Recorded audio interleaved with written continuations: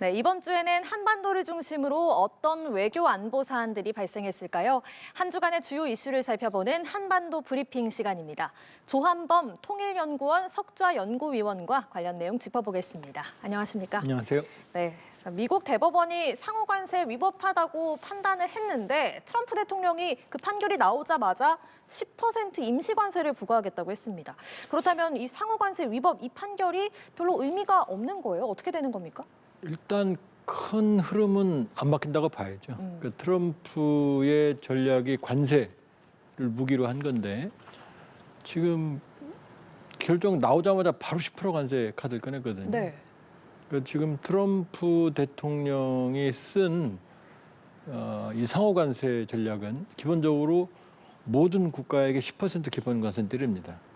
그다음에 여기에다가 차등해서 국가별로 트럼프 방식대로 불공정을 가중해서 이제 더한 거거든요. 우리는 15%죠. 일본도 15%고. 그러니까 이게 아마 본인도 알았던 것 같고 대법원 판결이 불리하게 나온다는 걸.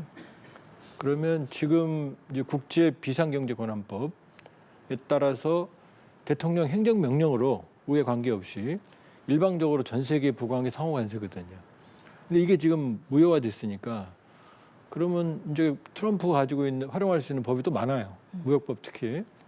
무역법 122조에 근거를 하면 그러니까 5개월간 최대 5개월간 대통령 행정명령 우회 관계없이 무역 수지 문제로 최대 15% 관세를 때릴 수 있게 돼 있거든요. 그러니까 지금 그 120조를 가져다가 일단 기본 관세를 때렸던 10%를 회복을 시킨 거예요. 예. 그러니까 이제 우리가 받았던 15%에서 10% 그래도 사는 거죠. 5개월 동안은. 예. 그 이상은 안 돼요. 예. 그러니까 나머지 5%는 트럼프 방식으로 또 때리려고 하겠죠.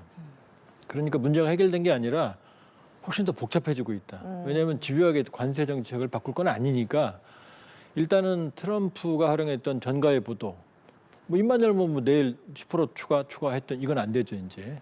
그러나 지금 122조도 있고 또 301조가 있거든요.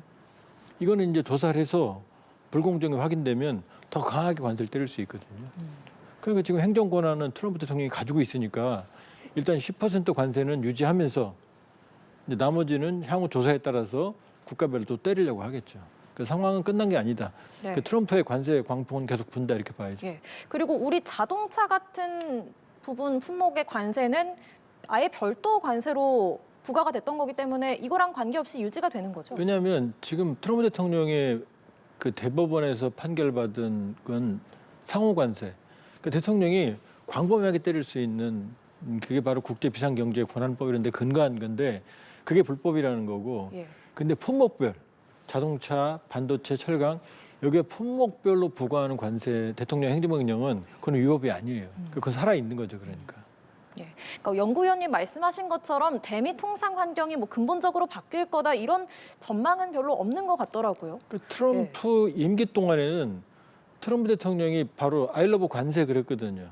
아이러브 타리프. 그러니까 관세라는 무기를 임기 끝날 때까지 앞으로 3년 남았는데 그 놓지는 않을 거예요. 그러니까 122조, 301조 이거 말고도 다른 조항들이 많거든요. 그러니까 온갖 조항들을 끄집어다가 계속 부과할 거죠. 이게 이제 위법이든 아니든 간에. 그러니까 지금 우리가 받는 15% 자동차나 20%로 안 내렸죠. 지금 우리한테 부과했던 관세, 그러니까 트럼프 대통령이 기존에 부과했던 관세들은 아마 무슨 수를 쓰는지 간에 그 틀은 유지하려고 할 거예요. 그러니까 기본적으로 환경은 변하지 않았고 오히려 좀 더 피곤해진 거죠. 왜냐하면 불확실성이 더 커지니까. 그리고 우리가 이전에 3,500억 달러 규모의 대미 관세 협상도 했잖아요. 이것도 뭐 번복하거나 재협상을 하기가 쉽지 않을 것 같습니다. 어떻습니까? 그러니까 트럼프가 정상적인 인물이면 재협상하면 되죠. 근데 아니거든요. 저게 위법이라고 한 얘기는 틀렸다는 얘기니까 돌리라는 얘기인데 예. 그럴 생각이 없거든요. 그러니까 3,500억 달러를 만일에 예정대로 안 하면 301조 같은 경우 그걸 어차피 조사하는 거는 트럼프 행정부거든요. 행정부가 조사해서 한국의 불공정 무역이 심하다. 그럼 지금 15% 더해서 만일에 3,500억 달러 우리가 투자 안 하면 더 때릴 수 있는 거죠. 왜냐하면 이번에도 3,500억 달러 우리 투자가 늘어진다고 그래서 뭐 관세 더 때릴 거야라고 협박을 했잖아요. 그러니까 바뀌는 건 없어요, 사실은. 그러니까 어쩔 수 없이 지금의 기존 합의는 아마 그대로 유지를 해야 될 거다 이렇게 볼 수 있죠. 예, 알겠습니다. 이번 대법원 판단으로 그 미국이 중국에 부과했던 펜타닐 관세는 이제 징수할 수가 없게 돼서 중국은 오히려 반사이익을 얻게 됐다. 중국에게는 좋다. 이런 분석도 있더라고요. 근데 트럼프 대통령이 이번에 이 10% 관세 125일에 따라서 그 회복한 데에 따라서 여기에 이 특정 광물이나 이런 것들은 빠졌거든요. 그러니까 트럼프 대통령이 셈법이 빠른 사람이니까 지금 관세가 물가에 압박을 주고 있거든요. 그러니까 트럼프 대통령은 본인은 겉으로는 사실은 타격을 입었고 이건 이미 예견을 했을 거예요. 그 대법원에서. 그렇다고 그러면은 아마 중국에 대한 펜타닐 관세 10% 이런 것들은 오히려 트럼프 대통령에게 중국을 압박할 수 있는 카드가 없어진 것인 측면도 있지만 예, 관세가 낮아지면 물가가 낮아지거든요. 예. 그러니까 인플레이션을 완화시킬 수도 있거든요. 그러니까 트럼프 대통령 머릿속에서는 아마 복잡하게 생각할 거예요. 이걸 또 어떻게 활용할지. 그러니까 중국 입장에서는 일방적으로 그동안 트럼프 대통령이 부과했던 관세에 대한 압박은 완화됐지만 그러나 이미 트럼프 대통령은 지난해 시진핑 주석과 통화하면서 휴전하기로 합의했거든요. 싸워봤자 별로 자기도 이득이 없으니까. 그러니까 중국과의 관계에서는 트럼프 대통령이 오히려 면책사유, 그러니까 관세 전쟁을 완화시킬 수 있는.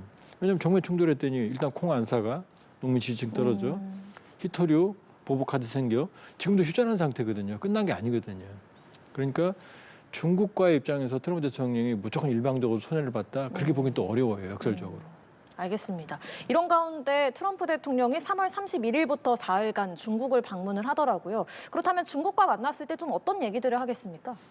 일단은 어차피 관세 정책으로 정면 충돌하다가 지난해 통화를 하면서 시진핑 주석과 잠정적인 휴전을 했거든요. 예. 그러니까 대두 사가고 히토류 제재 풀고 하면서 잠정적인 휴전 상태를 했고 그때 이제 베이징 방문을 합의했고 또 올해 11월에는 또 시진핑 주석이 미국을 국빈 방문해요. 그러니까 이 관세와 관계없이 이번에 베이징 방문은 싸우러 가는 게 아니라 휴전 상태를 연장하러 가는 거거든요. 관계를 유지하는. 그러니까 그렇게 본다 그러면은 트럼프 대통령 입장에서는 시진핑 주석과 싸울 거리가 하나 더 줄어버린 거죠. 그러나 예를 들면 아무래도 시 주석으로서는 이제 압박 카드, 그러니까 트럼프 대통령의 압박 카드가 사라졌으니까 대만 문제라든지 이런 문제에 대해서 좀 더 강경하게 입장을 보일 수는 있겠죠. 그러나 기본적으로 이번 대법원 관세 무효화가 이번 시진핑 트럼프의 베이징 회동에 대해서 구조적인 상황을 바꿀 수 있는 건 아니다 이렇게 볼 수 있어요. 알겠습니다. 자, 이제 북한 상황 짚어보도록 하겠습니다. 북한에서는 최대 정치 행사죠. 9차 당대회가 사흘째 접어들었습니다. 그런데 이번 9차 당대회가 지난 8차 당대회 때와는 좀 분위기가 많이 다르다고요? 일단은 지난해 8차 당대회 때는 2021년 1월이었잖아요. 그럼 코로나라고 하는 긴 터널을 지났거든요. 그 모든 게 엉망이었죠. 예. 그러니까 스스로가 정책적 실패를 자인했는데 이번 9차 당대회는 그 5년 동안의 성과를 부각을 시키고 도약을 하는 도약기로 가는 계기거든요. 그러니까 지난 8차 당대회는 보다는 분위기가 나쁘진 않죠. 그러나 구조적인 상황이 변한 건 아니다. 왜냐하면 개회사 때 김 위원장이 그랬거든요.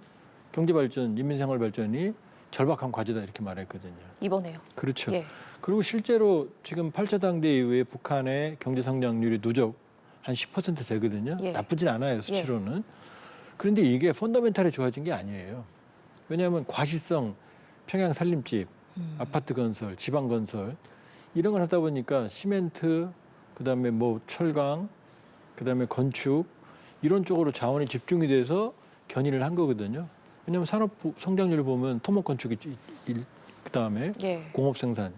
근데 공업 생산은 러시아에 대한 군수 지원, 그다음에 토목 건축 이쪽 부분은 살림집, 지방 건설 이런 쪽이거든요. 근데 내실이 없는 게 보면 그러면은 평양시 5만 세대 살림집, 지방 살림집, 그다음에 지방 건설 이런 게 이루어졌으면 전기, 가스, 수도 이게 동반 성장을 해야 되거든요. 근데 건축 같은 경우는 10% 성장을 했는데 수도, 가스, 전기 같은 경우는 마이너스 2023년에 마이너스 4.7%였어요. 이게 안 들어간 거죠. 그러니까 수치로만 성장을 했지 일반 인민 경제는 좋아진 게 없다. 예를 들어서 지난해 한 1년 한 2년 전까지만 해도 환율이 한 10,000원대였거든요. 1달러당 북한 원화. 지금 4만 원이에요. 그다음에 콩기름 같은 경우도 2020년, 21년에 10,000원, 지금 한 5만 원이거든요. 예. 콩기름이 중요한 게 북한 주민들은 기름이 없으면 양해실조 걸리거든요. 먹는 게 부실하니까. 그러니까 겉으로는 멀쩡해 보여도 사실은 일반 인민들이 체감할 수 있는 경제적인 발전 체감 효과는 별로 없어요. 더 안 좋아진 거 아니에요? 그렇죠. 그러니까 이 9차 당대회 개막 전날 뭘 했냐. 600mm 초대형 방사포 50문을 증정하는 행사를 했잖아요. 그 경제적인 성과를 자랑해야 되는데 사실 그 전날 최대의 성과를 그 50mm 초대형 방사포를 공개적으로 증정하는 행사를 했거든요. 그러니까 이번에 좀 더 자신감 있는 표현을 보이곤 있지만 8차 당대에 비해서 예. 그러나 구조적 상황은 별로 좋아진 게 없다. 이렇게 볼 수 있죠. 그렇군요. 네, 이번 당대회에서 아직까지는 뭐 핵과 관련한 직접적인 언급은 없었습니다만 김정은 위원장이 국가 지위를 불가역적으로 다졌다라고 얘기를 했거든요. 이게 핵 보유국 지위를 좀 확인했다, 과시했다 이렇게 볼 수 있겠습니까? 두 가지로 보여져요. 하나는 이제 사실상의 핵보유국이라는 것. 그다음에 두 번째는 러시아 파병이죠. 러시아 파병에서 북러 관계를 강화함으로써 그러니까 김 위원장이 지금 인민군 우크라이나 파병, 러우 전쟁 파병 여기 관련된 행사는 셀 수도 없이 많고 입만 열면 그 얘기를 반복을 하고 있거든요. 그러니까 두 가지죠. 그러니까 국방 차원에서는 핵무기의 양적 질적 발전을 이뤘다는 자신감. 두 번째는 러시아하고 그 혈맹 관계를 거의 혈맹 수준의 관계를 확보했다는 점. 이게 이제 국가적 지위를 확보했다라는 그 근거라고 보여져요. 예. 또 김정은 위원장 개회사의 구체적인 대남 대미 메시지도 또 아직까지는 없는데 그렇다면 남은 당대회 기간 동안 좀 북한이 밝힐 대외 노선은 어떻게 전망하십니까? 일단은 8차 당대회 때의 노선이 뭐냐면 경제적 자력갱생, 국방력 강화, 그다음에 외교는 신냉전 외교, 러시아, 중국 이런. 근데 이제 여기에 우크라이나 전쟁이 날개를 달아준 거죠. 예. 그다음에 우리에 대해서는 남북관계 단절. 그다음에 미국에 대해서는 전략적 모호성, 조건부 대화론 요 틀이었거든요. 그러니까 지금 최대 관심사가 당규약 개정을 예고했으니까 통일민족 개념 삭제를 북한 헌법에 삭제하라고 이미 명령을 내렸는데 아직 확인이 안 됐거든요. 근데 당규약을 개정하면 헌법도 개정하거든요. 근데 이 부분을 개정할지 여부 아직까지 북한 매체 보도나 김정은 위원장 언급에서는 이 부분이 안 나와요. 그냥 당규약 개정도 김정은의 새 시대 당건설, 5대 당건설 노선, 뭐 정치, 사상, 조직, 그다음에 규율 이런 부분들 이런 5대 얘기만 나오거든요. 그러니까 과연 이 규약 개정, 이 한반도 적대적 이웃과론 이걸 개정하는 이게 이제 관전 포인트고요. 또 하나는 대미 메시지는 아마 강하게 나오지 않을 거예요. 왜냐하면 4월에 트럼프 대통령이 베이징을 가거든요. 그러면 이 시기에 트럼프 대통령이 아직은 전략적 모호성을 지난번 경제월 때와 다르게 유지하고 있지만 분명히 김정은 위원장을 만날 어떤 그런 시도를 할 가능성이 있거든요. 그럼 북한으로서는 이 기회를 날려버릴 이유가 없거든요. 그러니까 미국을 크게 자극은 안 할 거다. 그렇지만 핵 비핵화 대화라든지 이런 거는 없다. 그러니까 조건부 대화론. 이제 일종의 대미 전략적 모호성. 이렇게 갈 수가 있겠죠. 예. 이 북한 당대회도 5년에 한 번씩 열리는 거죠? 예. 예. 그렇다면 어쨌든 이번에 이 9차 당대회에서 앞으로 5년간의 어떤 대남 대미 외교 노선을 좀 정하게 될 텐데 이게 우리 정부 임기랑 또 겹치는 것도 있잖아요. 그러면 이번 정부 임기 동안 좀 남북 대화가 재개될 가능성은 어떻게 보십니까? 그러니까 지금 이번에 최선희가 집행부에 올라갔어요. 39명에. 그런데 김영철 대남 관계의 핵심 순회는 김영철 빠졌거든요. 그럼 이게 뭘 의미하냐면 일단 러시아 대외 관계 이런 쪽에서 최선희 위상이 커졌다는 점. 근데 대남 관계 부서는 다 없애버렸거든요. 그러니까 지금 북한은 두고 봐야 되지만 지금 남북 관계는 안 하겠다는 얘기예요. 그러니까 남북 대화하자 그러면 안 나올 거예요. 그런데 대한민국과 조선민주인민공화국 간에 국가 대 국가 대화를 하자 그러면 바뀔 가능성이 있어요. 그러니까 북한이 현재까지는 한반도 적대적 이웃과론 이걸 견지하고 있기 때문에 우리가 원하는 남북 대화는 안 할 거다. 그러나 만일에 국가 대 국가로서 이제 완전 타국 관계로 대화를 한다. 그러면 그때는 대화 여지는 있을 거다. 그러니까 이번 9차 당대회에서 통일민족 개념 삭제 지시했던 그 기조가 바뀐다면 모를까 그러나 그럴 가능성이 희박하거든요. 그러니까 향후에 대화에 나온다고 그래도 과거처럼 통일을 지향하는 잠정적 특수관계에서 남북관계 그건 안 할 거다. 왜냐하면 우리 통일부 상대가 지금 북한에 없어요. 예. 그러니까 지금 현재 대화에 나온다고 그래도 북한의 외무성이 나올 가능성이 많아요. 우리 통일부 상대로. 그러니까 과거에 우리가 남북이 합의했던 그런 남북 대화는 어렵다. 그러나 나온다면 아마 자기들이 얘기했던 적대 이웃과는 여기에 근거한 대화에 나올 가능성은 있다 이렇게 볼 수 있죠. 알겠습니다. 자, 미국과 이란 간 상황도 짚어보도록 하겠습니다. 트럼프 대통령이 이란에 대한 군사적 타격을 검토하고 있습니다. 실제로 미국이 2003년 이라크 전쟁 이후 최대 규모의 공군 병력을 집결하고 있다고요? 지금 말씀하셨잖아요. 예. 최대 규모의 공군 병력 그랬잖아요. 그럼 예. 육상 작전은 못 한다는 얘기죠. 오. 그러니까 베네수엘라 마두로를 대통령을 잡아갈 때는 이 항모 전단과 함께 항모 전단은 공중 타격이죠. 강습 상륙 전단, 해병대를 실은 강습 상륙 전단이 같이 있었거든요. 그러니까 육상 작전을 할 수도 있는 신용을 낸 거죠. 근데 지금 이 이란을 포위하고 있는 전력들은 다 항공 전력들이에요. 이 얘기는 뭐냐? 지상 작전은 없다는 얘기입니다. 할 수도 없고. 그럼 공중 타격인데 예. 지금 어디를 때리겠다는 건지가 불명확하죠. 예. 분명히 지난해 5월 12일 전쟁 때 미국도 이제 직후에 참전했잖아요. 그러면서 비트 스피릿 폭격기를 통해서 나탄즈, 포르도, 이스파한 이 세 군데 핵시설을 타격을 했거든요. 그리고 트럼프 대통령이 그때 분명히 본인 입으로 그랬거든요. 완전히 핵 문제 해결됐다고, 파괴됐다고. 예. 그럼 지금 어딜 때려요? 그때 이란이 가지고 있던 이 새 시설이 완전히 파괴되지 않았다는 게 현재 정설이고, 그다음에 가장 중요한 60% 순도의 농도의 405kg의 고농축 우라늄. 이 히로시마에 떨어졌던 게 90% 순도 64kg이거든요. 예. 405kg 굉장히 위험하죠. 90% 금방 가니까. 근데 이게 어디 있는지 모르거든요. 그러니까 지금 어디를 때려야 될지가 지금 계속 압박은 하고 있지만 도대체 어디를 제한적으로 때릴지도 사실은 불분명하고, 그렇다고 또 하메네이 지도부를 잡아갈 명분이 없죠. 왜냐하면 마두로는 기소돼 있었지만. 그렇다고 제거한다? 제거하면 이 마두로 정권 같은 경우는 로드리게스 부통령하고 미리 밀약을 해놨는데 지금 미국과 이란 정권과에는 아무런 관계가 없거든요. 그러니까 압박은 하고 있지만 미국도 딜레마죠. 공군 전력만으로, 공습만으로, 이스라엘도 마찬가지예요. 거의 이 사우디, 요르단이 중간에 끼고 있기 때문에 한 1000km 이상을 날아와야 되는데 양쪽 다 공습만으로 문제를 해결해야 되는데 이렇게 문제를 해결할 수는 없거든요. 이라크 전쟁 때도 제공권으로 장악한 다음에 지상군이 밀고 들어갔거든요. 그러니까 지금도 겉으로는 최대 병력을 집중시키고 있지만 트럼프 대통령도 사실 고민이죠. 지난번하고 다르죠. 좀 어떤 선택지가, 그러니까 트럼프 대통령이 여러 고민을 정말 하고 있을 텐데 어떤 선택지가 그나마 좀 이란과 미국과의 협상 가능성을 좀 열어준다고 보십니까? 지금은 이란이 많은 부분에서 지금 이거거든요. 북한은 핵무기도 있어요. 핵실험 6번 했어요. 핵물질 고농축우라는 만들고 있고 플루토늄도 만들고 있거든요. 근데 이란은 여기에 보면 세 발의 피해예요. 핵실험도 안 했고 핵무기도 없어요. 그다음에 플루토늄은 만들 시설도 없고 농축 우라늄만 90%까지 가야 되는데 60%까지 농축했다 얻어맞은 거거든요. 예. 그러니까 이란은 지금 미국이 원하는 건 농축을 아예 하지 마라.